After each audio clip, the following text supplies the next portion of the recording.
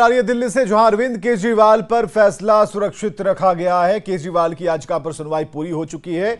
अब फैसला सुरक्षित है, लेकिन 9 मई को जो खबर है, 9 मई को यह फैसला आ सकता है। जमानत की याचिका पर फैसला सुरक्षित रखा गया। 9 मई को फैसला आ सकता है शराब घोटाला मामले में। फिलहाल अरविंद केजरीवाल जेल में है।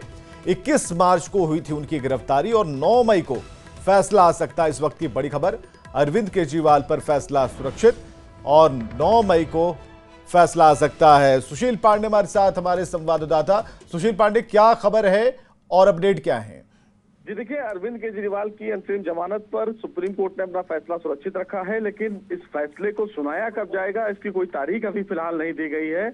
9 मई को अरविंद केजरीवाल ने जो फिलहाल अपनी गिरफ्तारी को चुनौती दी थी, उस मामले पर सुनवाई की जाएगी, लेकिन उससे पहले सुप्रीम कोर्ट ने ये स्पष्ट किया है कि हमने अरविंद केजरीवाल की अंतरिम जमानत की याचिका पर अपना दिमाग सही कर लिया, सेट कर लिया है। तो अब कभी भी ये माना जा सकता है कि अरविंद केजरीवाल की अंतरिम जमानत पर फैसला सुप्रीम कोर्ट सुना सकता है। हो सकता है कि इसी हफ्ते अरविंद केजरीवाल की जमानत पर अपना फैसला सुप्रीम कोर्ट सुना दे, लेकिन सीधे तौर पर ईडी ने अरविंद केजरीवाल की जमानत का सीधे तौर पर विरोध किया।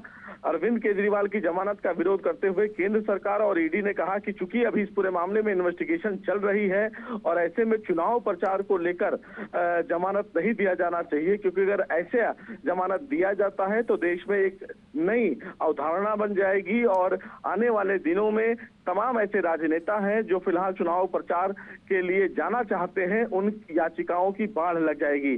सुप्रीम कोर्ट ने फिलहाल इस तरह के तमाम सबमिशन को रिकॉर्ड पर लिया, लेकिन अभिषेक मनु सिंघवी जो अरविंद केजरीवाल की तरफ से दलील रख रहे थे, उन्होंने कहा कि चूंकि पार्टी के संयोजक अरविंद केजरीवाल हैं और प्रोसीड ऑफ क्राइम की जो बात बार बार ईडी कह रही है, उसमें सीधा अरविंद केजरीवाल का इन्वॉल्वमेंट अभी तक ईडी नहीं बता पाई है। लिहाजा ये कह देना कि अरविंद केजरीवाल को जमानत न दिया जाए, ये तथ्यात्मक रूप से सही नहीं होगा। लेकिन उम्मीद ये लगाई जा रही थी कि जिस तरह से सुप्रीम कोर्ट ने दोपहर में ये संकेत दिया था कि वो अरविंद केजरीवाल को जमानत दे सकते हैं, ऐसे में अब ये माना जा सकता है कि अरविंद केजरीवाल की जमानत पर सुप्रीम कोर्ट अपने चैम्बर में बैठकर गहन विचार कर सकता है, अपने जज के साथ बैठकर, कि क्या इस पूरे असाधारण केस में अरविंद केजरीवाल को जमानत दिया जाए, और अगर अरविंद केजरीवाल को जमानत दिया जाए तो किन शर्तों के आधार पर उनको जमानत दिया जाए। क्योंकि अगर अरविंद केजरीवाल को जमानत अदालत देती है, निश्चित रूप से कई ऐसे राजनेता हैं जो सुप्रीम कोर्ट का दरवाजा खटखटा सकते हैं और यही आदेश का हवाला देकर वो भी जमानत मांग सकते हैं।